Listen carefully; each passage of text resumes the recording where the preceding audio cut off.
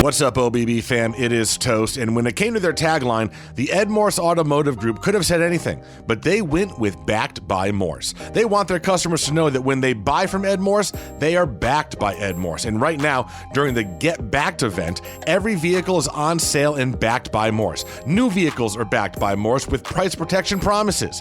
All used vehicles are on sale and backed by Morse with thorough inspections and warranties. Even your service is backed by Morse with a price match guarantee. Shop hundreds of new, used, and certified pre-owned vehicles, all the best makes and models, all on sale, and all backed by Morse. Ed Morse even has your back with low finance rates on all your favorite vehicles, and you already know their lower finance rates mean lower monthly car payments. So make this the year you get backed by Morse. Shop an amazing selection of vehicles with unbeatable deals, all backed by Morse. Find a location nearest you and go to edmorse.com today. But remember, you're only backed by Morse when you buy from Morse. The OBBs are very proud to welcome LifeWallet to our family in 2022. This revolutionary technology is changing the game in the medical field. The LifeWallet app locates and structures your medical records in one secure location, so you can access them easily and efficiently. Currently, your medical records are inconveniently stored by healthcare providers across multiple platforms. The hurdle we as consumers face with the current structure is that these systems do not interconnect. The solution? LifeWallet facilitates the interconnectivity of your entire medical history, from birth to present day. Download the app today at either the Apple App Store or the Google Play Store. LifeWallet. The time is now. One thing the OBB fam adores is a quality beer. No one better to get it from than South Florida's own The Tank Brewing. Located at 5100 Northwest 72nd Avenue in Miami, they've got 25,000 square feet of liquid innovation happening, 16 taps, and a great kitchen. If you can't get down to the brewery for a pint or a tour, you can find their product on the shelves of your local Publix or Total Wine. So go grab a six-pack of Loca or La Playita or Frank the Tank and pop one open as you listen to an episode of the Orange Bowl Boys. The Tank Brewing, the official bar of the OBB. Coming to you from the middle of Canes country, you're listening to the #1 rated football podcast in the Dominican Republic. Oh, la. These are the Orange Bowl Boys. Brought to you by Ed Morse. Join the 1.75 million people that have been backed by Morse. With the price protection promise, Ed Morse will match any competitor's Welcome price or to the Mario era, $7,500. chapter Here's 18. Toast, Roman, and Scoop. 18 di Mario. Di Mario. I had to come correct. Last week, I just didn't have the energy. The energy vampires were like attached to me on my neck, sucking all the life out of me. But I'm back. Very nice. I'm back. Very nice. Very nice. Well, we've got spring game is done. So we will be talking to our guest, Avantae Williams. He will give us his takeaways on Saturday's game. We've got IP Daley going to be providing us with some insight into Amarius Mims and his weekend in Tallahassee. And as always, we will finish up with 5 questions that Scoop won't have any answers for. Oh! Nonsense. I will too. More Hillary Clinton random notes. Random facts. Anything you guys want to get to before we hop on down to Green Tree?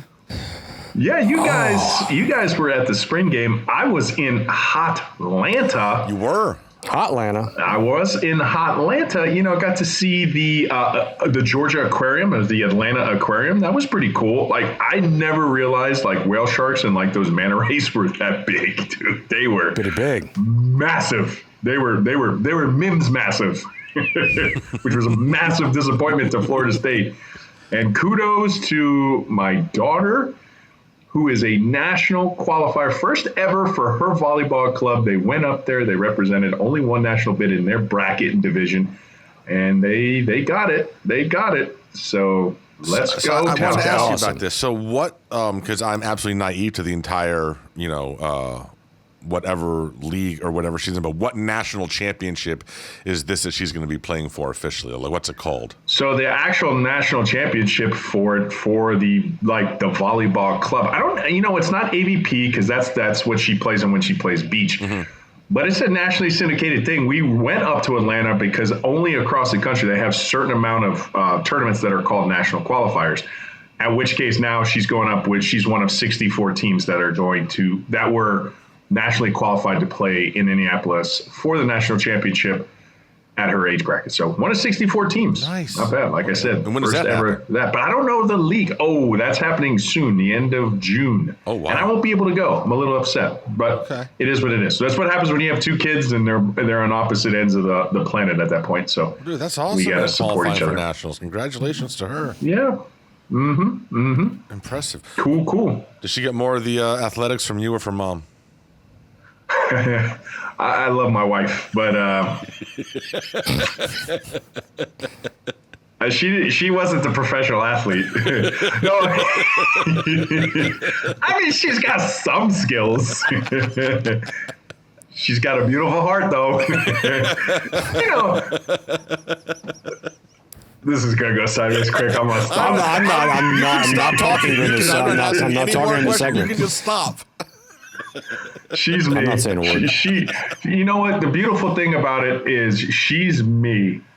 She really is. But the best part about it is the fact she's not me, and that is when she's her. Because her heart, her soul, like who she is as a person, she gets that, from the mom side, and that's what meant. Listen. The proudest moment I had as a dad was not the fact, and I'll try to keep it together when I say this, was not the fact that they were successful on the court. It wasn't. The most proud moment I had was based on the fact that one of the mothers, we had an injury, so somebody who really was like a reserve starter came in and did well, and she came up to me teary-eyed and said, your daughter always has the nicest things to say. She's such a supportive teammate.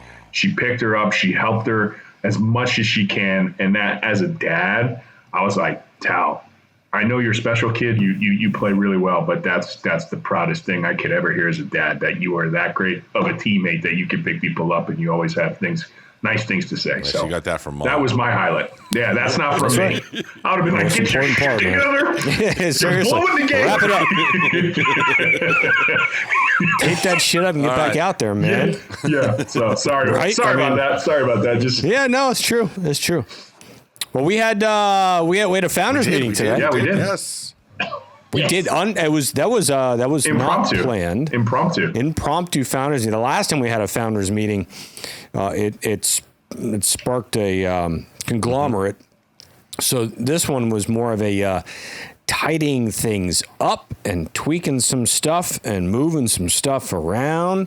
And man, it's every time we do something like that, it's not as though I'm not proud of what we've done or what we've accomplished or what's coming.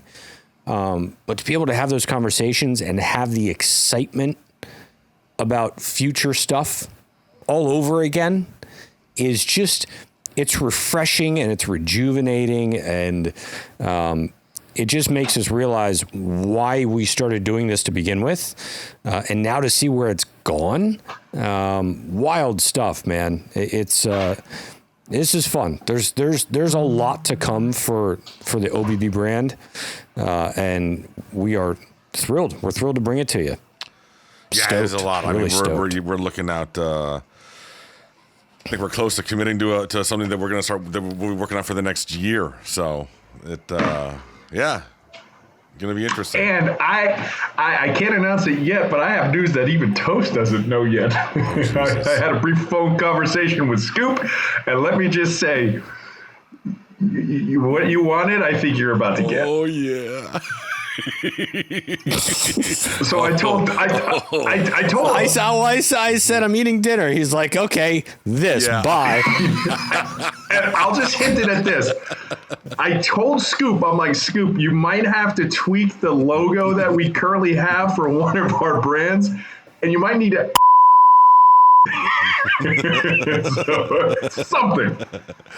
Something like that. It all Let's, makes sense like if it does, if it doesn't. Before Ro keeps talking and gives everything away. Yeah, hold on. Yeah, and let's move on. And, Jesus, shut up. On May 6th, we are going to have a live show. Okay. That we were just invited today to do this live show. And man, I love live shows. I gotta be honest with you. I think live shows are an awful lot of fun. And what we're gonna do, as the one that doesn't have to set any of this stuff up, he loves live shows. We help you. it's gonna be a board.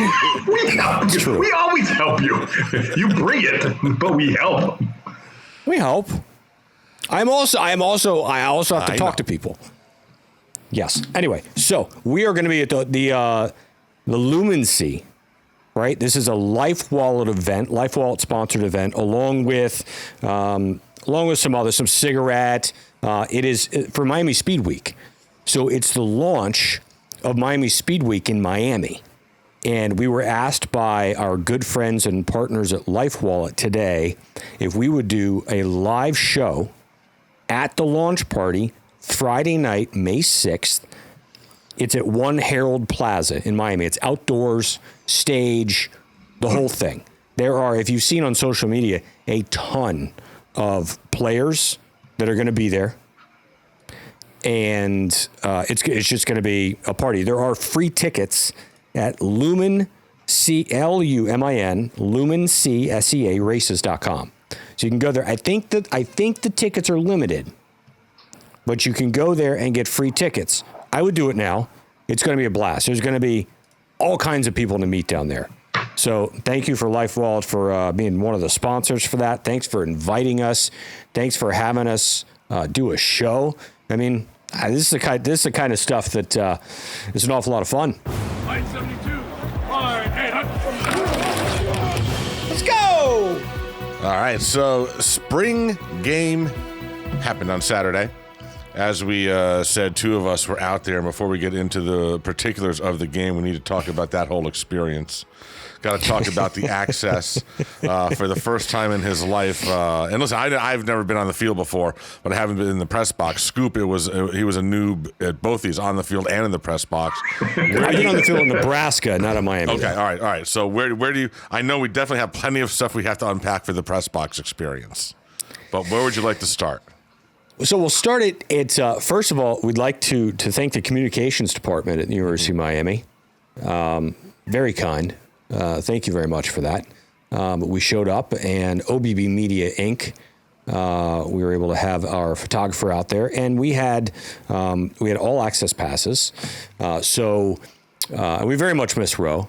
Wish Ro could have been there, but he was up supporting Tally. We understand. So I got my all access pass. Got there at like 10:30 or so. And I just walked around the field. Just walked around. I found Toast eventually. I just walked around, said hi to some people. It was great. The day was gorgeous. So it was so nice. So then we were able to go to the press box. So once the game started, or before the game started, Toast and I went up to the press box. And it was an experience. Yeah. And I'm not talking like an experience like I'm in awe experience. It's a suite. It's a booth. It's a box. Yeah. You're in a box. You're upstairs and you're in a box and you're in the AC and they've got some free drinks and boxed lunches. Boxed lunches. We got the last two boxed lunches in there, veggie wraps. They were spectacular. But it was an experience. Mm-hmm. So one of the features of this spring game was, for the first time, Mario chose not to do live stats for the members of the press that were up in the box. Manny had done them in the past. Mario did not want that to be part of the narrative, have like so-and-so only had this or whatever, so he didn't provide that. So the collection of Miami Hurricanes beat writers from all the ones that you know who they all are, the ones that you know them all, a bunch of hims in a her. They decided that they were going to basically wrote they were going to become the Borg, a collective, and they were going to keep the stats. And one of them was going to worry about rushing yards. Tom D'Angelo from the Palm Beach Post was the spotter, so he would say how many yards each play was. And then other ones would be worried about the quarterbacks or the running backs or the wide receivers and yards and catches and all that stuff. So watching these like 7 competitors working together like in a hive, at one point I texted, because we didn't want to say anything out loud, because literally they were right in front of us. They were 2 feet in front of us. And so I texted to Scoop, I said, I imagine this is how the Keebler elves work when they're making the cookies. It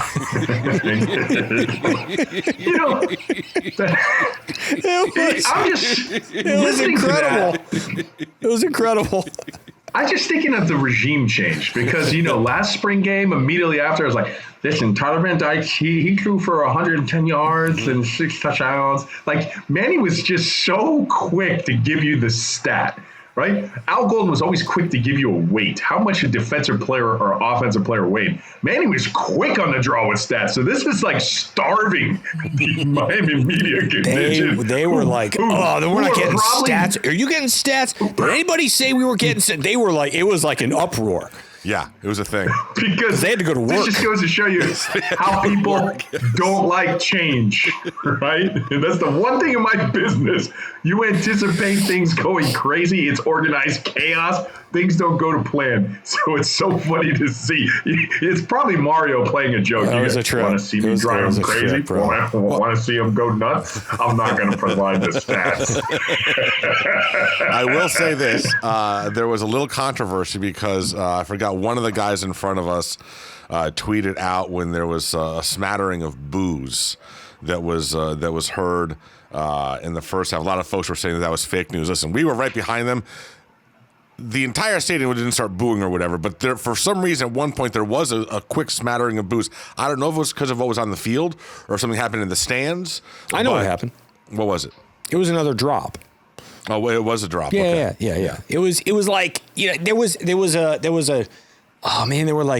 a series of where like 10 play succession where there were like 3 drops. Yeah. And I think the fans kind of had enough of it for that very particular. And he goes, "Are they booing?" And we're like, "Well, it kind of sounds like boos." Yeah. I don't know. We were just there for entertainment. And so he immediately went to Twitter and said that they were booing. And I was like, oh, my God. Yeah, he got lit up. Yeah. It was... well, so listen, I know, Ro, I'm sure you watched the game. I know they showed replays like crazy on the ACC network. So overall, I'll start. So like biggest surprise, biggest disappointment. My biggest disappointment, and wasn't a player, but it was the fact that did not see any of those deep passes that we saw last year. They tried a handful of them, but they weren't able to complete any of them. The closest one was one of Keyshawn Smith down the sideline that popped out when he came down. So that was my biggest disappointment. I didn't see the wide receivers make the plays I would have hoped. My biggest surprise, obviously, was the walk-on running back, but I'm seeing already a difference in the offensive line.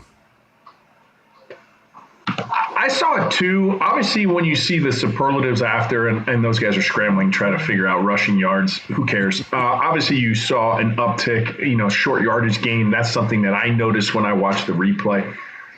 Just seemed like, and you knew it too, right? You have 2 very good teachers and educators at the offensive line in Mirabal and Coach Mario. So you have to anticipate that there's going to be that uptick in running game. So that was kind of like my takeaway, that I did see the offensive line, some new things that they were doing, and I'll break that on next time I do a student of the game, which is going to be coming out in the OBB Legend.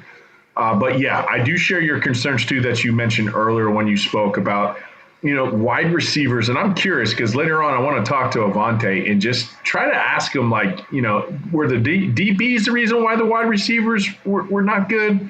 Or was it because, or the wide receivers just not being good enough, making the DBs look good? Yeah. I mean, I just know. That was a question Marcus I had Clark there. And the other guy that they were on lock, bro. They looked great.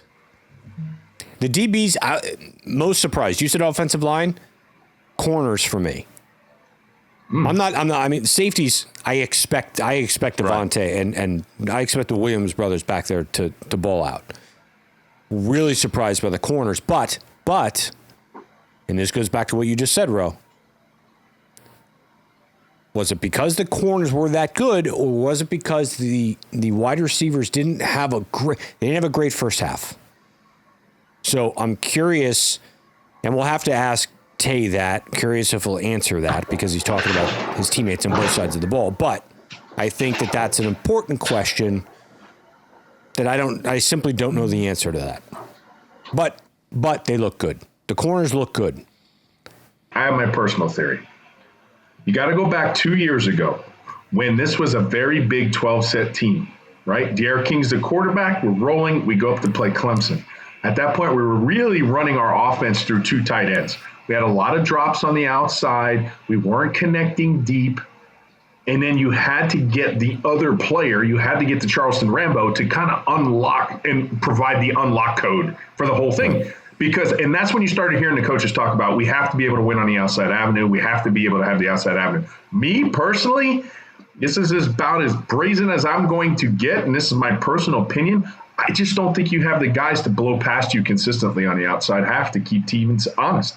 I think you got to get a little bit faster on the outside. That's just me personally. I think this is the University of Miami. I think at all times you need to have a Phil Dorsett. You need to have a Charleston Rambo. You need to have a guy that can just literally scare a defense. And that's something else we should ask Tay. Do you have somebody that scares you into like changing your coverage? Because I used to see that with Phil Dorsett, Stephen Morris, Phil Dorsett. That was a great pairing. Those defenses would play safeties like on ESPN2. You know, and D'Onofrio used to do that. He used to put his whole secondary on ESPN2, and the game was on ESPN. That's how bad Philip Dorsett scared teams. And I think for Miami to really successfully operate in this offense, just in parts, you're going to have a nice ground and pound running game. I love it. I just don't know. I don't see that burner, and it concerns me. Don't disagree with that. I mean, you got great pieces. I think you got great pieces. I think Xavier Restrepo is going to be good. I think Jacoby George is sinky smooth. I just think you need the one dude that's going to be that dude disguised as a dude that blows the top off like the other dude. And they put so much of a premium emphasis on it in the NFL, right? What does Tyreek Hill, obviously going to the Dolphins, what does Tyreek do, right? It's not even just the fact that he's going to get touches. It's the threat of him that's going to open up the rest of the offense. The threat of Tyreek Hill is what you need at times, even if he doesn't successfully get a pass over the top. But you have to have that threat. You have to be able to do it, especially with a guy like Tyler. You have to get him that guy. You have to get him that guy. Regardless of what the scoreboard said at the end of that scrimmage, and it had the offense listed as the winner. For me, defense won that spring game. Defense was the for play. They had the better spring game in my mind. Outside of that first drive that the offense had, there was 15 plays, but one was made possible by a offsides penalty. Outside of that first drive, when they went down for a touchdown, defense controlled the day. Yeah, I mean, 2 players on defense for me that really stood out. Well, I mean, obviously Gill. I think Gill was the best player on the field the entire day. Malik wasn't wrong. He was all last season, wasn't he? Malik wasn't wrong, but no, because they had the favoritism again. That's well, I know. It's just I don't know how I don't get it. I don't understand. He looks the part too. He looks like a monster. I tell you what, we were at the Life Vault event and saw him. He was there. He's so big now. Like, I can't believe, it's hard for me to believe that he's making the plays he's making with the fluidness that he's making them, because he's big and he is balling. Like, he was the best player on the field. My opinion, wasn't close. Second, Cyrus Moss, attaboy. He's going to play and play a lot. He was running with the 2s, 2 sacks, forced fumble. Yeah, he's going to play. And the transfer from USC, Jake. Liechtenstein? Yes, played very well. Just funny. I'm sorry. Still the Orange Bowl boys. Liechtenstein.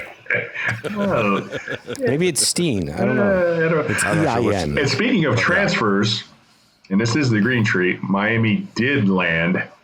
Got one. Yeah. Akeem That Messidor. Dude wreaks havoc, bro. Yeah.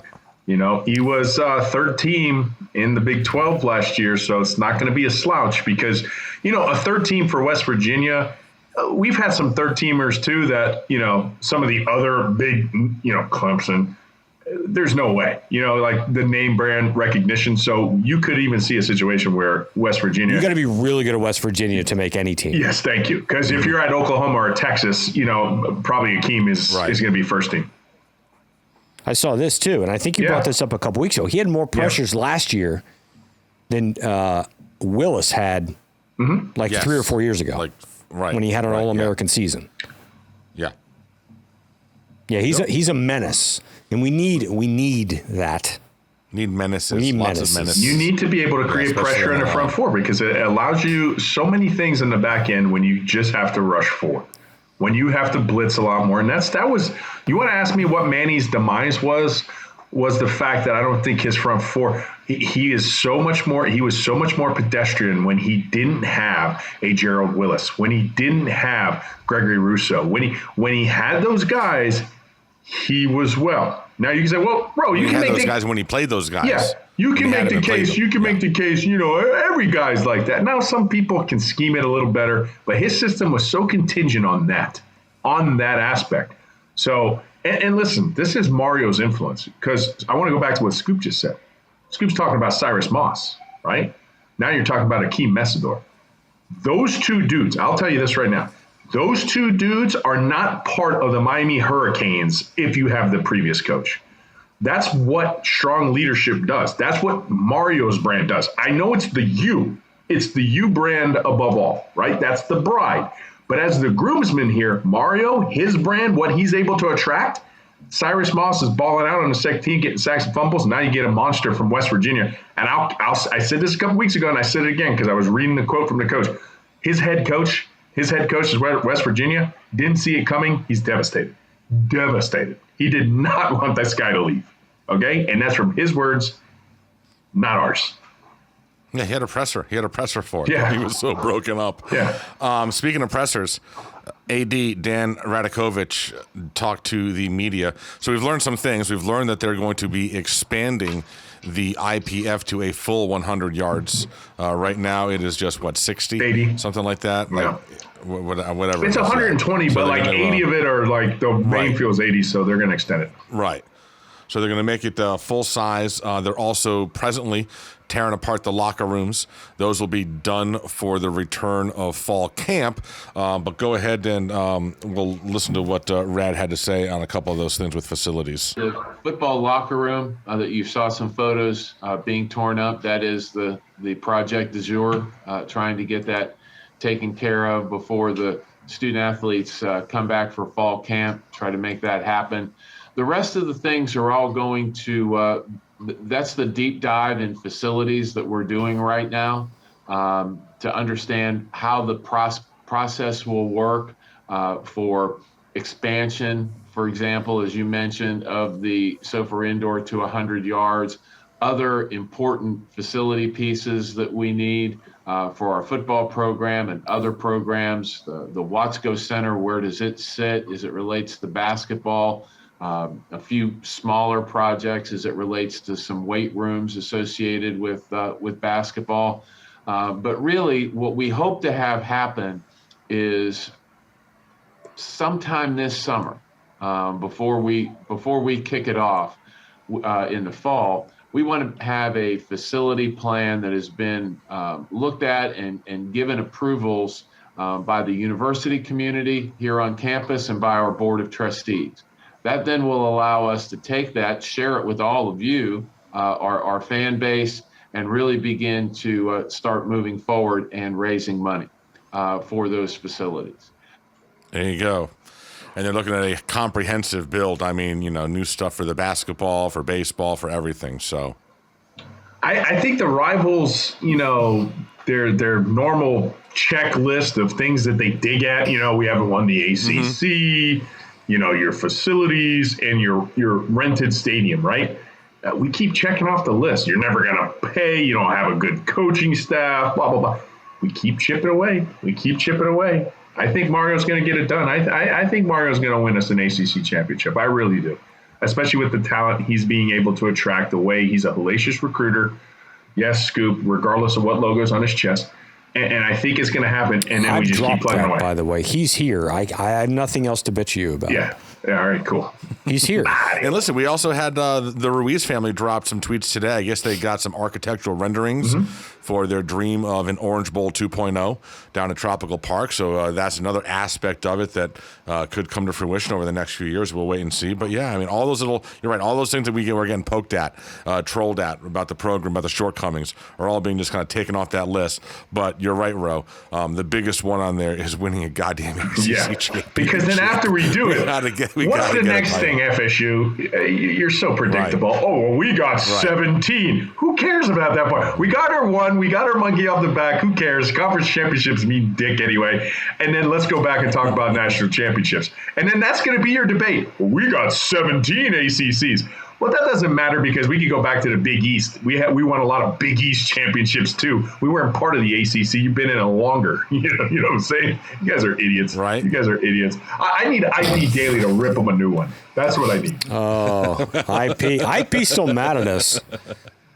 No, he's not happy. He's still not happy. I saw his picture for the first time. You see his new photo? He sent us his new photo for his bio for the legend. Yes. And it's everything I dreamed of. Yeah, it's what he looks like 40 years ago. Let's hit our IP Daily report. I'm IP Daley with my stream of consciousness. Dateline the transfer portal, where former 5-star offensive lineman Amarius Mims decided he wanted to see what life outside of Athens would look like. So he decided to spend a couple days in Tallahassee. According to my source, FSU pulled out all the stops in their attempt to woo the Mims family. In fact, they even rolled out their new, slightly stained red carpet that they got on consignment.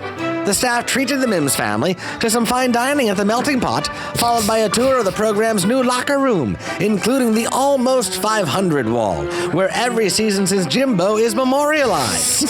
Things were going so well that longtime FSU in-the-know site Warchant announced Mims was signed. The deal was done. Seminole fans were so very excited, just like they were when Travis Hunter committed. Turns out Warchant was Wrongchant, as Mims realized that the grass isn't always greener. In fact, sometimes it's brown, dead, and covered in horse manure. Until next time, I might be Daley asking, how does a Florida State graduate know that sex is over? The director says cut. There was so much. There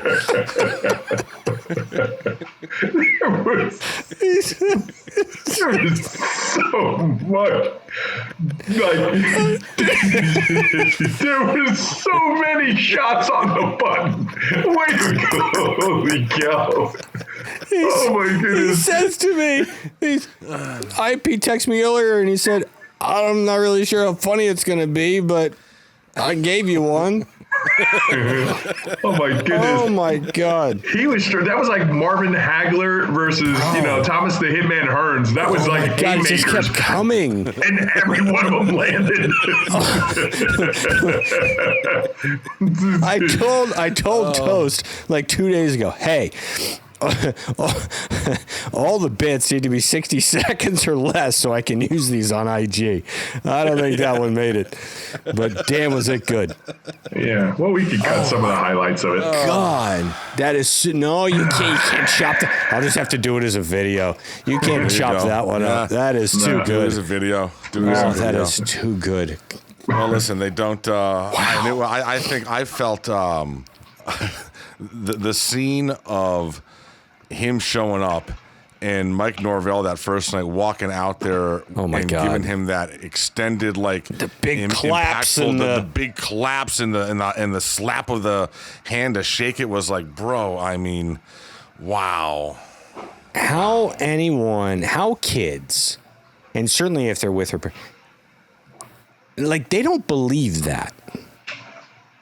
You know what I mean? They don't believe that hype nonsense. That's not real, man. That's just fabricated shit. It's hard to sell dreams when you're a sub 500 program.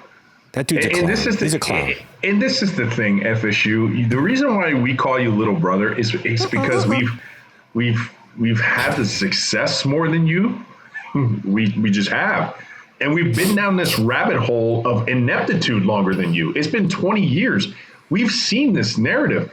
It's like all of a sudden you think you're going to land this 5-star kid. You got this clown show of a site reporting that it's a done deal. But you got to look in the mirror and be like, you're a sub 500 team. It's going to be tough for you to pull off unless you have some dramatic regime change and they want to invest a lot of money in the program to infuse what Miami just did. What do you think is going to happen? Do you see Norvell's staff? I don't even know anybody's name on that staff, but I promise you, you ask your fans who's on our staff, they know Charlie Strong, they know Jason Taylor, they know Big Joe, they know Mario. You know someone on that staff. You know someone. Yeah. Dugan's. Oh yeah, because he was here. But I promise you know more about our staff, but that's what we're trying to attract. So now we're attracting better players. Now we're getting the Cyrus Mosses of the world. Now we're getting the Agent Zeros. Now we're getting these 5-star dudes, and he's going to recruit us better. But even for us, if Mario just strung off 3 500 seasons, less sub 500, wasn't going bowling for 3 years, we're going to be in the same mess as you are. So get out of here. Get out of here. Go. Speaking of recruiting, offensive lineman out of Orlando, Peyton Kirkland, had some pretty positive things to say about the University of Miami. Listen, I'm anticipating. I think it was Gabby that tweeted out. There's been 100 or so blue chips on campus already in 2022. I got to think, guys, that we're going to start seeing some commitments come through here over the next 3 or 4 weeks. Yeah.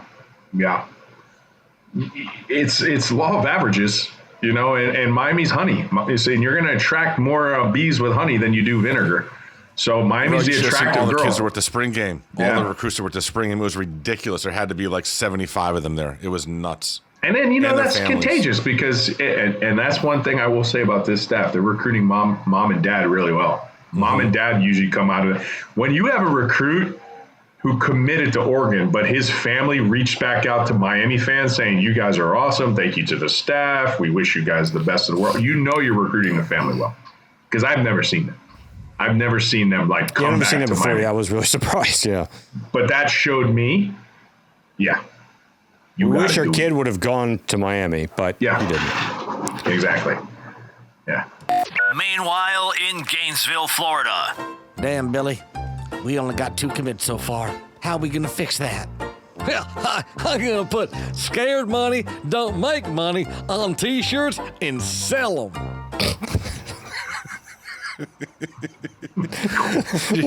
What? Did you hear they're trademarking it? The University of Florida trying to trademark that phrase that Billy made popular last year, so they can, I guess, sell T-shirts for NIL money. I don't know how that all works.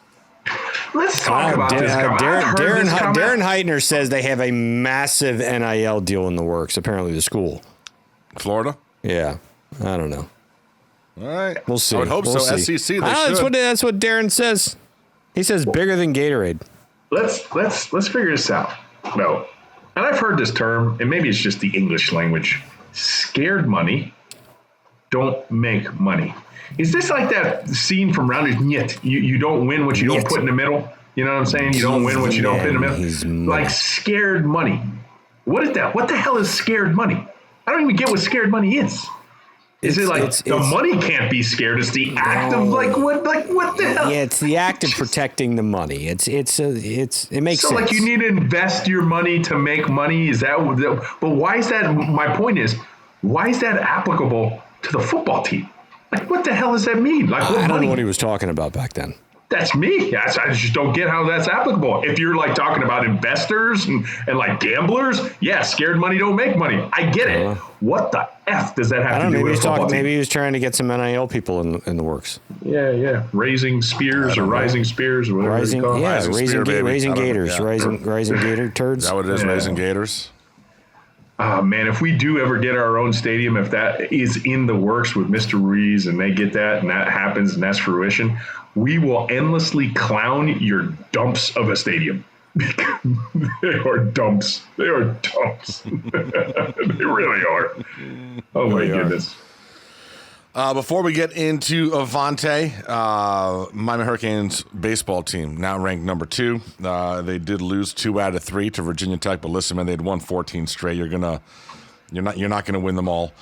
They salvaged the series by getting that last game, so they are now 29-8, 14-4, ranked number 5. Hammered Bethune-Cookman 9-0 on Tuesday, and they will be at the Shake Shack hosting Pittsburgh this weekend at the Light. Nice. Friday through Sunday. The Mark Light Shakes. Legendary. Yep. Legendary. Listen, Virginia Tech, got to tip your cap. They came in one of the hottest hitting teams. I believe now they have the longest winning streak in the country. So it was something I had to break. I actually thought that it was very impressive that they won the last game. And I know you don't want sentimental value. I get that. You never want a sentimental winner. But I did think that was impressive, especially because they got blasted a little bit. Virginia Tech's bats were waking up, and my goodness. And listen, Friday night, Palmquist just didn't have. You could tell from the jump he didn't have his best stuff, and he was struggling. I think he got through like 4, but it was a struggle. Listen, I mean, and that's going to happen. But listen, Ro, the easiest bet to make is when a team has won 14 straight to bet that they're going to lose because you know it's coming any day. Yeah, exactly. and to talk about Carson Palmquist and just baseball in general, right? And this came from a major league pitcher. He called it A games, B games, C games. And he said out of 30 games as a major league pitcher, I'm going to have my A game maybe 5 times, right? 5 times I'm going to have that game where everything, all my command of my pitchers, it's working. I'm dealing, you know what I'm saying? I'm feeling unhittable.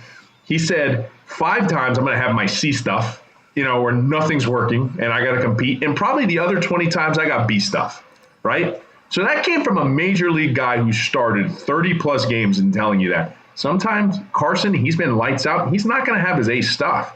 And then that's when you got to find ways to compete. The problem was Virginia Tech was extremely hot. So that's probably not who you want to have your C game against. But the boys rebounded. Bethune looked awful. Did you see some of the clips?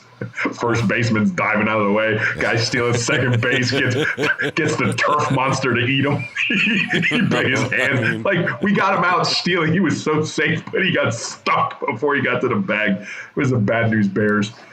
Oh, well. Before we get into Tay, beating the bookie, throwing down baseball bets now. Throwing down bets on the first round of the NBA playoffs, throwing down the golf bets, which he just owns. Scoop, he's been giving winners to everybody. Once again, those TikTok freebies have been paying off nicely. TikTok freebies are doing very, very well. This is dropping Thursday morning. Mm-hmm. So I'm not sure if the Zurich Championship card is still available first thing this morning. Go check it out. BeatingTheBookie.com. He won 30 units at this event last year. Looking to a lot of fun. I did see a tweet that there is a max play on this one as well for this week. So if you can still get in. Golf, he makes you money every week, almost every week. And if he doesn't, if he breaks even, that's fine. He broke even for the Masters, but he's winning units every other week. I'm telling you, he's been riding the Florida Panthers as well, and they have been making money all left and right. It's long. Like Alabama, left and right. They are printing money at Sunrise. Hockey, he's I don't know. He's like 30 games above 500 since Christmas. Like, just stupid stuff. So at Beating the Bookie on Twitter, on IG, on TikTok. He's giving you a bunch of free plays there, but it's BeatingTheBookie.com. That's where you go and get your packages. You can get 30-day packages, year-long packages, just packages for the week for the golf. Go make yourself some money. Do it. Thank us later. Yeah, you can go ahead and cash in all those winnings by going to DraftKings and downloading the DraftKings Sportsbook app right now. NBA playoffs are warming up. The Heat now are up 2-0 against the Hawks. You can use promo code TPPN. Bet $5 on any NBA team to win their game during the first round of the playoffs and get $150 in free bets instantly. That's promo code TPPN at DraftKings Sportsbook, an official sports betting partner of the NBA. Minimum age and eligibility restrictions apply. See show notes for details. And then go over to Caneswear, Ro. And I know it says Caneswear. It's their name. It says Caneswear. And I'm on their website. This is so bad. I can't go on their website because every time I look here, but I'm actually going to scroll down a little bit. And the thing that my little eye, the Florida Panthers Adidas Camo Green Veterans Day Authentic Jersey. This thing is super sexy. And right next to it, the Florida Panthers Power Play Snapback hat for $38. My goodness, Panthers goal, the hottest team down here. They're playing on ice. And at Caneswear, they have featured items. So go visit Brett, Kenny, and the boys at their Davie store location, 2511 South University Drive in Davie, Florida, 954-835-5597. Free shipping on orders over $99, and that Spanish skit last episode. I just realized it. Yeah, let's try not to go down that road. I don't want the censor popping up. That was the Wikipedia information for Mexico was special. Makes my hips move. I like that song. It just hit my brain when I did my last part. It's the fastest shipping in the West. Never change. So ridiculous. Never change. Oh my goodness. It's the best. It's the best. Let's see if we can find our boy Avantae Williams. Pleasure to welcome back to Chapter 18. Our man in the secondary. It is Avantae Neo Williams.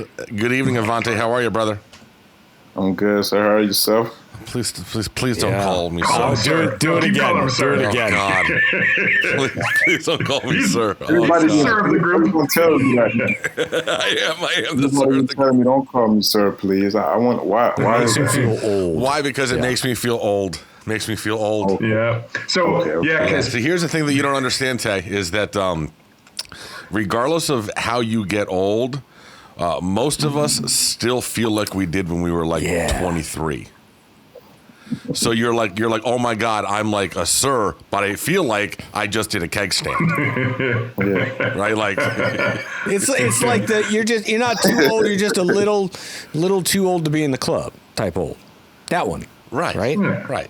Yeah. Get off my lawn. Yeah, well, that's really old there. Yes. That's really old. Yeah. Yeah, we're pushing. That's like walking across the street with a cane. So, Tay, there was kind of like this monumental unveiling just recently. You guys had a spring game. Talk to us, Goose. How did it feel? I mean, it felt good. It was definitely hot, but it felt good. It felt good to be in the atmosphere with all the fans and in the game like atmosphere. I enjoyed myself. That's fantastic. So obviously it's South Florida. It's going to be hot. And that's one of the things we've always thought about, Tay, is that you guys are getting accustomed to it. It's been a little while. The weather's been cooler. That happened to be more of a humid day. How much of an advantage do you think that's going to give you come, a few months from now when you get a team from the Northeast who comes down? I think it plays a big role. Like you said, we're used to it. So when they come down, it's like a slap in the face. So they'll get used to it. Yeah. Yeah.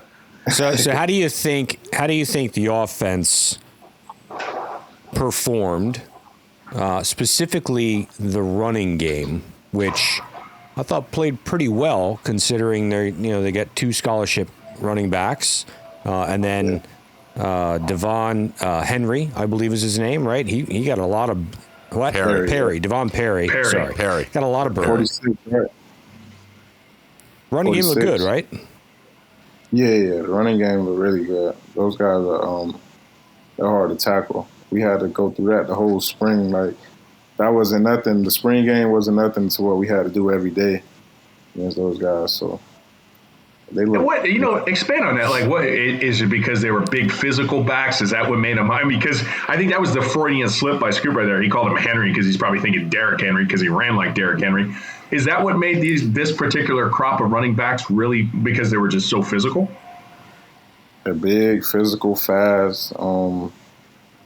Yeah, it seemed like they have everything in the backfield.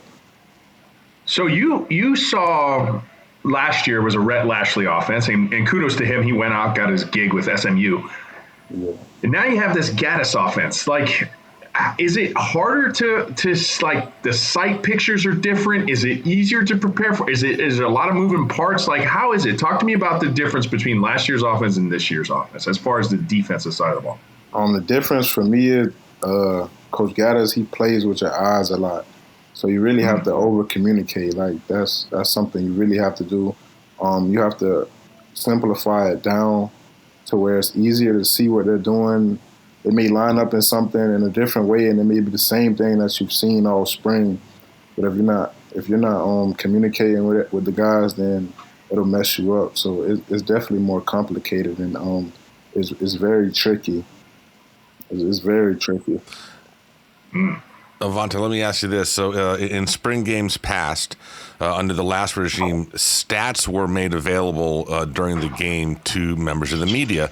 And I guess this year, Mario didn't want that to play into any sort of a narrative, so he didn't do stats for the media.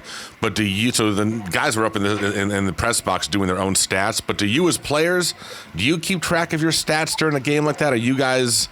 I've got this many tackles, or I had this many, pass breakups. Are you keeping track of that stuff in your own mind? One tackle. Two tackles. You don't. Yeah. Hey, Tay, don't worry about it. I kept your stats for you. By my record, you had 37 tackles in the first half. That's crazy.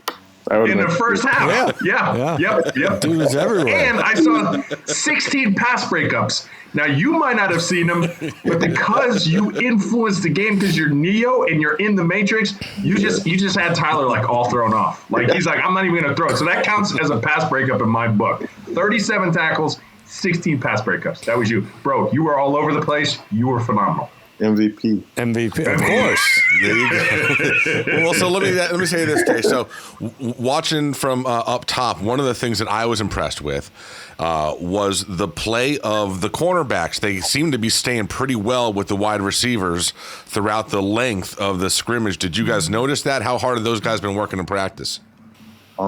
Since day one, they've been working. They really listen to what coach teach them, and they work the technique. So when we go through one-on-ones, the biggest thing for us was working on our technique. Even if we get beat, just working on the technique, getting better at it, and then eventually it'll show that it works. And throughout the spring, it eventually showed, and it worked. And in the spring game, it worked. Does it provide you with a little more comfort as far as being able to do your role a little bit more specifically, knowing that the corners were really holding it down the way you expect them to? Yeah, it does, especially if we're in a cover two and they have to get a reroute on the receiver, and it slows them down and it slows us down too in the back end. It gives us more time to read and to see what's going on and to get over top of the one wide receiver. So it really helps us out when they do their job and when they buy into the technique. I want to go a little X's and O with Avantae. You mentioned cover two. So for the casual listener, cover two, you got two safeties over the top, and then your corners, they're essentially curl flat defenders, right? They're playing curl to flat, and then Avantae and whoever the safety is tandem with them, they're going to play their deeper half, right? Correct? Okay. Yeah. Now, because I always remember this, the UGA Alabama National Championship when Tua won the game. Just because you're a curl flat corner, if the number one goes vertical and the number two goes vertical, who goes with the number one? go with Yeah. it. Why would you just sit? Yeah. They let him go Thank right you. by him. I Thank remember you. that. I remember that play. They both ran Thank you. 9 seams, whatever you want to call it. Ran And right they by blame, him. and see, this is why I want to give Avantae the credit here. And he didn't blow the play for the national championship. He wouldn't let that happen. But they wanted to blame the safety on that. I'm like, Like, no. dude, he can't get to the outside. That's how it is. The commentators don't know what's going. Like they get on the TV. They try to sound like they know what they're talking about. Like even in the spring, and he said a fullback. Said we haven't seen that in a long time, but that wasn't a fullback. That was a wide. It was a tight end. Yeah, like playing coming into like that in that H back kind of a role. Yeah, exactly. Yeah, like that's not a tight end. That's not a fullback. It's a tight end. So it's just they don't know what's going on. So when they see the safety chasing, and it looks as if the safety is wrong, but the They whole don't time know like we know, Tay. the corner.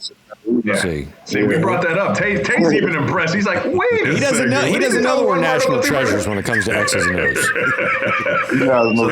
We keep that under wraps.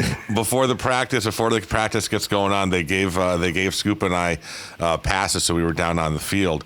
And as we're walking over towards the end zone where you guys were coming out of, we walked by the water folks, and I elbowed Scoop. I'm like, bro, those are the folks that said got ripped the other week because they were too slow. I was tempted to ask him for some water and then run across the field and see how fast they could get to me.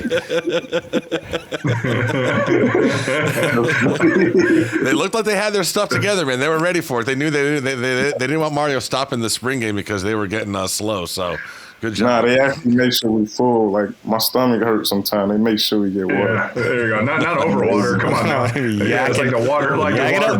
Water boy. All right, I got a tough question for Tay. This is probably the toughest question that I've ever asked you. Do you feel that the wide receivers can blow by you? No. Why is that a tough question? Why? Well, because here's the debate. This is what's going on behind the curtain, right? We're going to take you behind this curtain. We're trying to figure out if the corners locked it down because they were just better, or the wide receivers weren't playing up to par, and that's why the corners played well. So I wanted to get it from a perspective, because you know you're going to face some dudes sometimes with just absolute burners. They get like a circle in pregame. We got to watch this guy. You know, DCs don't like to give up easy touchdowns, right? They never do. They're like, they'll gamble, but they don't want to. They want to make sure you're over top. If they do, they want to make sure their back end's protected. And I just wanted to get the sense from you. Do you feel like when you're lining up and you're against the current that you have, that you just have that dude that's just going to shift the field on you? Nah. Okay. Thank you. Nah. Let me ask. I want to ask a different question off that same context, though. You brought it up, but you didn't necessarily touch on it, which is the wide receivers as a whole, certainly in the first half, didn't have their best game. Now, was that because of the corners playing well, or did the corners look better because the receivers didn't play very well? That's a more difficult question. Yeah. I don't know. I'm trying to see what questions we can ask him throughout the season. See, I'm testing him on this one. I'm going without backhand. I like this isn't going to be hard during the season because the opposing team is like trash. Yeah, he can't. There's receivers. The defense suck. all clamps. Those wide receivers suck. They don't scare us at all. You know, this is the hardest one because it's teammate versus teammate. I get you. I'm just looking for some honesty. Let me ask you this, Tay, because you talk about being on that defensive sideline. For those of you that weren't there, it was offense versus defense for the entire time. This offense with TVD last year was known for taking shots down the field and connecting on those shots, and they took some attempts during the spring game, but they didn't hit on one. Were you guys, as a defense, as a secondary, how much pride did you guys take into that you were able to shut them down in terms of that long 50, 60-yard bomb play? We don't like giving up anything. They were happy about it. They were one particular play. All right. So whose responsibility? So you guys ran a play, and I talked to Tyler about and X about this after. Love this concept, right? So they ran 2 deep overs, and one X came from the field side, and I think it was Jacoby came from the boundary, and I'm pretty sure, I'm not really sure. He threw it to Jacoby, and I think maybe you had the coverage on that. I didn't see who was covering. X ran that deep over. He was wide open. Mm-hmm. I was curious who had the coverage on X on that play. I'm not really sure what play. First half, about, pretty early. Jacoby didn't catch it. He overthrew it. I do remember. Yeah, was it in the end zone? Like at the 20. X was in the end zone. X would have been in the end zone. He ran free. He ran free, and Tyler didn't see him. I wish you guys can like pull up the play and so I could see it, because sometimes when in the coverage where we may double someone and we may have a corner climb to the tracks, he may climb and then he becomes a safety. Mm-hmm. So I mean, maybe it was a blown coverage. I'm not sure. I'd love to see it again. I'd actually, you know what? I can pull it. I recorded it. I'm going to pull that up and take a peek at it. So, Tay, when you're talking about that, when a corner redirects and he essentially becomes a safety, you're talking about like some of your robber looks where you're coming down, dropping whole low rat player style things. That's what you're talking about when the corner gets over the top? Yeah, in a way. All right. In a way. So let me ask you this, Tay. We've had some fan favorite walk-ons in this program over the last number of years, but obviously Perry put on a nice little show during the spring game. How much does that? What we've always learned is that anytime the walk-on does well, it just absolutely energizes the sideline and his teammates. Did his performance on Saturday get you guys all excited and happy? Were you guys all jammed up for him? Yeah, for sure. But he's been doing that the whole spring. Nice. He's actually been doing that ever since he arrived at UM. Like I remember his first day I seen him, and I just knew like he's always 100%, and he impressed me from his first day. So I expected that from him. So, on the fly, you ready? 7 questions. What? 7 questions. It's called red pill, blue pill. Yes, it's not called 7 questions. 7 questions. Yeah. 7 questions, and this is on the fly too. Oh my gosh, we're calling audibles. We got my brain. That's all you need. That's all we need. Okay, Lambo or a Ferrari? Lambo. What is your favorite snack food? That's not pizza. 1 or 2. No. It's not an option question. It's not 1 or 2. Okay. Do we go Snickers or Kit Kat? Better. Snickers or Kit Kat? There you go. PS5 or Xbox? PS5. Tay doesn't go to the University of Miami. Does he go to the University of Georgia or Oregon? Oregon. Oh, I like it. Florida or Oregon? Okay, cool. Oregon. There you go. Yeah. He likes the lead guy. I think we've established that. He likes this lead guy. All right. Are you vacationing somewhere warm? Or are you vacationing somewhere cool? Cool.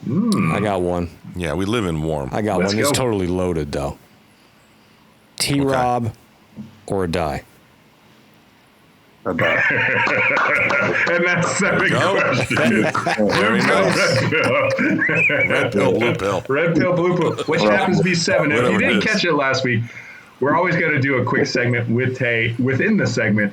And the reason why we pick 7 questions is in honor of his daughter, whose name is 7. Beautiful little girl, and he's a great dad. So we like to play honor to that. Good job. So now, we're learning. We're learning. So, Avantae, from the fan standpoint, this is like the worst next 3.5 months because everything pretty much shuts down. What do you, as players that we don't know, what are you guys going to be doing over the next 3 months? Is it pretty much player-led activities in the weight room with Coach Feld or scrimmages, stuff like that? What are you guys going to be doing? So we have a group chat, and we're communicating with each other to figure out what days everyone available to connect and work out, watch a little bit of film, get our own walkthrough in, and just do those little things so that can contribute into the season and help us out, because the little things like that, they count. So that's the biggest thing for us. How much can coaches be involved during the summer? Honestly, I'm not sure. I'm not sure at all. Don't get us in trouble. Not very Scoop. much. I'm just saying, I know it's not a lot, which is why they're doing it on their own. It was just a random question. Right. Yeah, why are you asking these? Why are you trying to get us all busted? I can't ask anything on this show. Jesus, Scoop. All right, listen, Tay, you enjoy your off season, man. Have fun with the guys, and we are going to be so excited to see you guys back out there this fall for camp when August comes around. So take care of the family, stay healthy, and be happy, and we'll see you in August, bro. Same to you guys. Thank you for having me. Always. Thank you. Boys, are you ready for 5 questions? Hey! Oh, let me look at the sheet. Hold on, I should have done this beforehand. Are they on here? Yeah. 5 questions. Yeah, Scoop. Now listen, if you don't have answers, I'm just going to start rattling I'm off. going through. Let me pull up my Hillary Clinton career highlights, of which there are many, as we all know. Scoop's favorite person, Hillary Clinton. Pulling her up. Oh, look at all of them. Look at all of the accomplishments. So thousands of them, Scoop. Thousands. All right. Question number 1, or as we like to say, uno. What is the best smell in the world? I've answered this before on here. Have you? Yes. For me, the best smell, other than my wife's neck, I would say is burnt jet fuel. Oh, yes, you have said Yeah. that. You have said that. Yeah. Yeah. I have, so obviously coming home to a house in which someone has just like made something spectacular and the house just smells like, whether it's like a beef stew and the house just smells like stew for like 4 hours or something or whatever. I'm going to be honest with you, and I know this is juvenile, but man, when you hit that perfect fart, I mean, whether maybe it's got a little too much methane in it or whatever, but sometimes you're like, oh wow, now that was like that fart has layers to it. Like that was yes. I mean, nothing prouder. Can than I ask? releasing I want to ask quality. I want to ask a serious question. Yes. When it comes to this, and you're like a connoisseur of this, but it's not necessarily. I want to understand the medical version. Maybe you can give us an answer on this, Ro. Mm-hmm. When you fart, as you say, Flatulence. Pass gas. When you pass gas, and the odor is instant. It's instant. Instantaneous. Right? I'm not wrong about that. Yeah. But you, as a human, can't even smell your own breath, which is directly below your nose. Someone explain this to me. Is there a doctor that listens to this show that can explain to me that idiocy? It's all about wind direction, right? I mean, it is going away from you. Oh, I know, and You can't smell it. I've had some bad ones. I mean, the other thing is, too, if you ever pay attention to it, I'm listening to it, but like when you're talking and your mouth's moving, usually you stop talking to inhale, right? So like you're not really smelling at the time that you're talking because it's like really hard to talk and sniff in at the same time, right? So that could be part of it, but I hear you because there's been some people, I'm like, you literally, the last thing you did before you had a conversation with me is eat shit? You had the kitty litter Tootsie Rolls. You ate kitty litter Tootsie Rolls. Kitty litter Tootsie Rolls. And then you walked over here and you opened your mouth. You saw a litter box, you saw a Tootsie Roll, and you put it in your mouth. That's what you did, and you had a phone conversation with me. Yes, that's and what you did. And they can't even, like, I don't understand. And I don't understand how the flatulence is instant.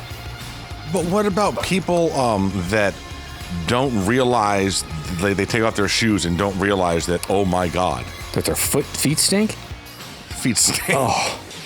Yeah, but you smell that one. People smell their own feet. Yeah, but I guess they just don't care. If they get used to it or whatever, they don't realize. Some people are just unkempt. Yes, they don't care. That's a really they live in a dirty smell. house. It's stinky. It's smelly. I mean, it's the people who smoke cigarettes with their windows up. You got some weird people, man, that just don't care. They just really don't care. My smell, and I've said this before too, tomato sauce. Tomato sauce. That's my childhood. Okay. That's me going to my grandmother's Milonna on Sundays and smelling that smell, and that brings me back.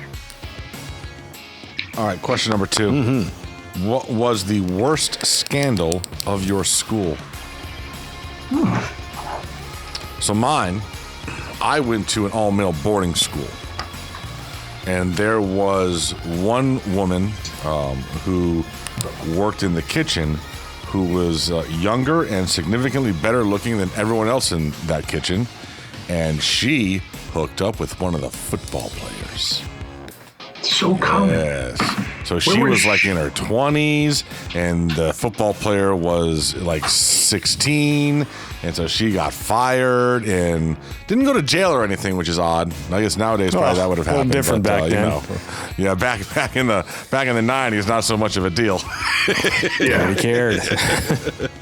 But yeah, so that was the biggest scandal, if you will. Yeah. My thing with that is, as the teachers, you're not dumb for being a human, right? Humans are attracted to other humans. And there's a lot of people who are older. And listen, don't misconstrue this. I'm not talking about straight up pedophilia.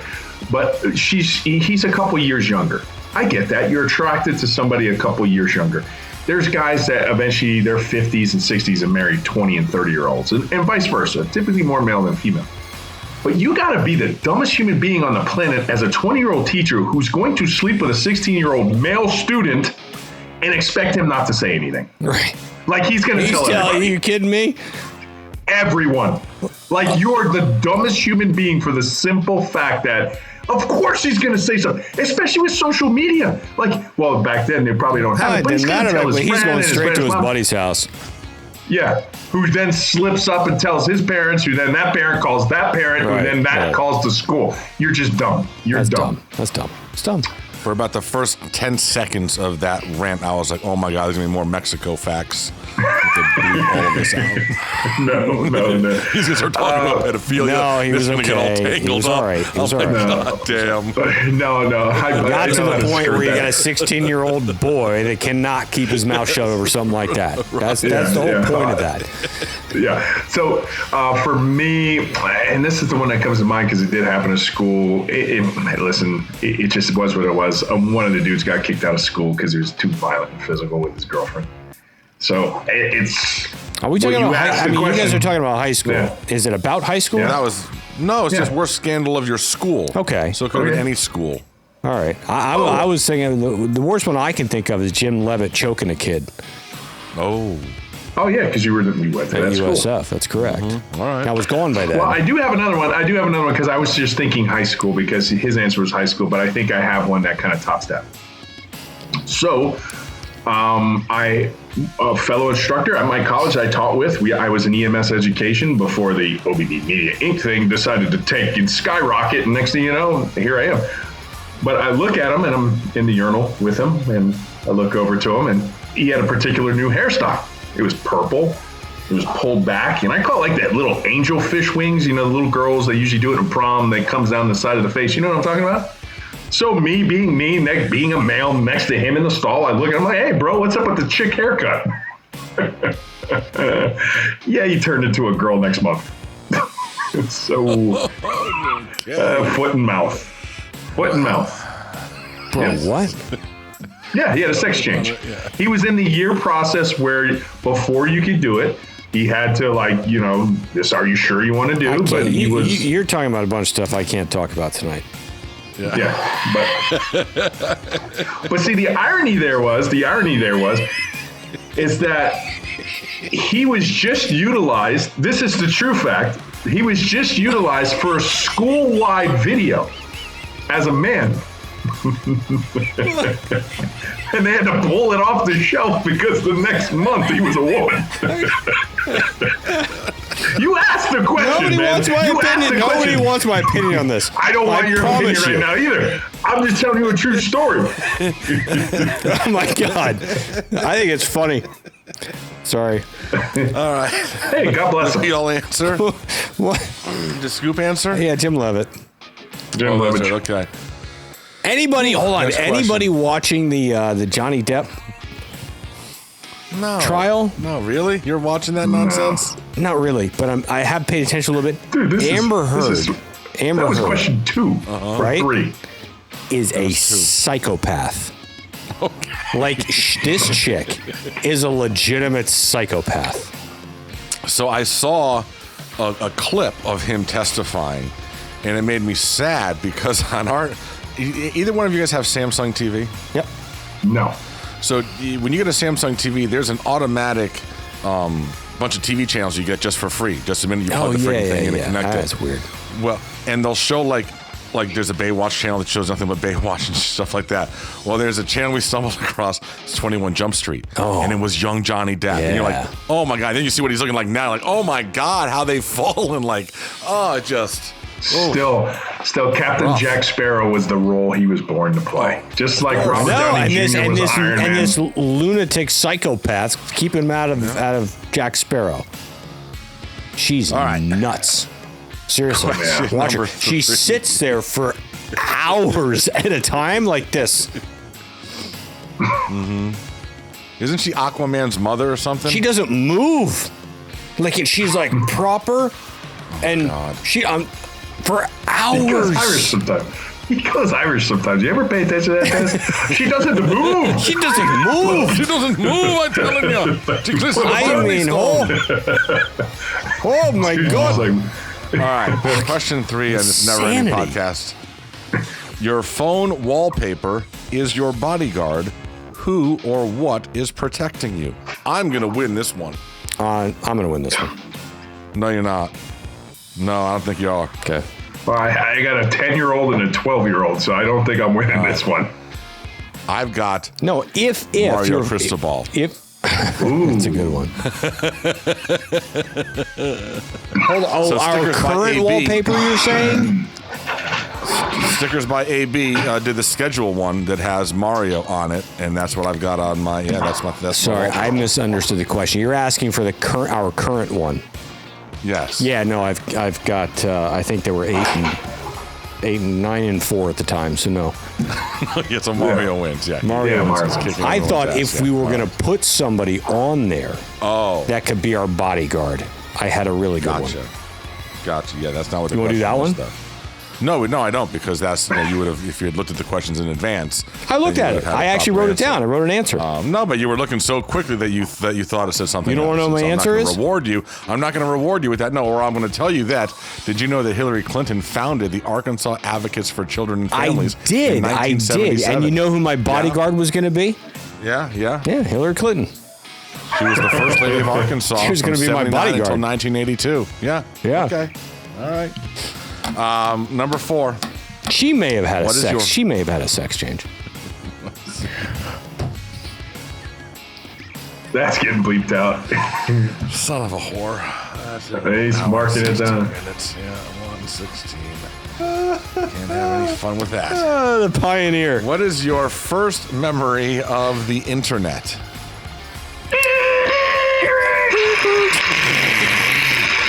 Yeah, AOL Messenger. That's mine. Yeah, That's my dial answer. up with That AOL sound. Messenger, and then you couldn't use the sound. phone. I was in college. You couldn't use the phone. Nobody could call. Who's on the computer? I need fucking somebody coming knocking on the door, bro. I can't call you. Oh, he's on the Randomly computer. talking again. to somebody, and then you would just hear somebody like, "Hello?" Yeah. Like, shut off the phone, Dad. Oh my God. I remember the one in school where you would dial up and you would have to put the phone on a thing so it could listen. I remember that. that? You'd connect. Yes, the phone. it had to hear the dial thing. tone. Yeah, to hear the dial tone. What? Oh my God. No, all right. So here, buddy. This is the story thank that God for Al Gore, huh? Oh, I was part of. I got my internet through Prodigy. I remember that. And it was the first time that I did fantasy baseball, and it was through Prodigy. And this is also the first time that I got absolutely just destroyed by a stranger on the internet. So there's this league with just random people. I've never done fantasy baseball before. It's like brand new. And I wanted Roger Clemens on my team. And so I proposed a trade to this guy. But I hadn't read through all the way that everything works. And what I wasn't aware of is that the minute I proposed that trade with him, this is like an early version of fantasy baseball, it locked him out of his roster and for like 24 hours until he accepted or denied, so he couldn't do any roster change. And he sent me a message back with I'm like a kid, dude, with so many F-bombs in it. Oh my God. I had to keep so-and-so in it there. Oh my God. It was like, yeah. So yeah, that was my my first lasting memory of the internet. All right, number 5. If everyone got to see life stats after they died, what would be the first thing you check? Oh, this one again. I remember your answer for this. No, I'm going to do a different answer. I got a different answer. I don't remember this question. If you guys want to know what my original answer would be, go back to like the early episodes of the podcast. Really? We did this? But that's well, no, we did similar, like, you know. I remember my answer for it too. I remember. Dude, this is a great question. I mean, there's so many stats. So how many times have I said fuck? Oh, that's what I was going to say. That's a good one. Right? Like, yeah. There's so many. It's a lot. A lot. Like, I should tone down on that. And as I said, and not only do I want to know the stats, but I want to know where those fall globally, my ranking. Oh, now I remember this question. Yeah. But yeah, like swear words. Stuff like that. Oh, man. Bro, but what stat would you want to know?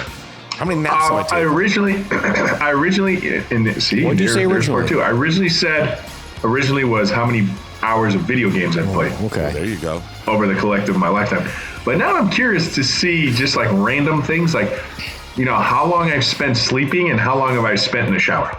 Just like random things. Don't they say that you end up spending like a third of your life sleeping or something? Well, I mean, if you sleep 8 hours a day, right, then you spend.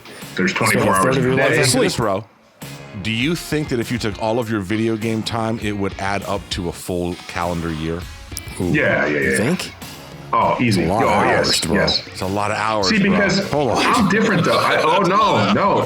I have a Destiny tracker, and I'm already up to like 6 months in that 24 game. times 365. Yeah, no, it's like 8,800 hours. Literally spent a year. Oof. But listen to this, because you know me, and I've told and I've said this multiple times. How much do you spend watching TV? How much do you think you spend watching TV? A year of your life watching TV? Easy, right? Mm-hmm. Yeah. Me, yeah. Easy? Yeah. Right? I watch zero. I don't really watch TV at all. I'm either looking at social media, or I'm just living life, or playing my video game. I don't really watch TV unless it's a Star Wars infused thing, because then I do. But other than that, or a Miami Hurricane game, that's it. Mm-hmm. I haven't watched the Heat game yet. I haven't watched it. I haven't either. I don't even know they're on. They're on? I watched them the other night. Yeah, they're 2-0. They're playing Atlanta. They got a good team. I am watching good. them. Okay, fine. Yeah, whatever. Panthers go! Time to hunt, baby. All right, what do you got, Scoot? What stat you want? I think I remember now that it was how many times I've said fuck. I think that was my answer the first time. I'd like to know how many golf shots you've taken. Yeah, that's a good one. I'd like to know. I'd like to know how many hours of OBB podcasting we've done up to now. Well, we can almost figure that out. Because I bet you that now is that's getting up there in time too. Mm-hmm. You know, it's a lot of hours. Once you go ahead and a lot of hours. It's a lot of hours. A lot of hours. Stats. How many times I've said I love you to my kids? I'd like to know that. Mm-hmm. It's It's a lot. never enough. It's never enough. They probably think never it is. Enough. I'd like to know the number of times I've had sex with my wife, but then pose the question to her and see which one of us had the higher answer. Oh, see if you're like optimistically high and she's not as optimistic. She's cutting the number in half just in hopes that it happened half the time. And somehow she can reverse the. I think when you're at your funeral, they should be passing out baseball cards with your photo there on them you go. and certain life stats on the back. Yeah, that'd be awesome. Yeah, like jam cards. You know. Yeah, 100%. 100%. Uh-huh. So, all right. Oh. 5 questions. Never mind. Well, what? Oh, no. I actually already talked about it. Oh. Long day. All right, we got to name this bad boy. Ooh. I saw Scoop write something down. Oh, you did? All right. I thought when I said kitty litter Tootsie Rolls that you were gonna.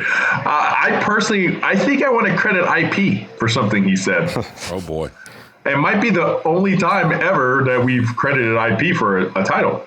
I don't know if we have in the past. I can't remember. I mean, we'd have to go through the hundreds of hours, maybe thousands of hours at this I know point. where you're going with this. But Warchant is Wrongchant.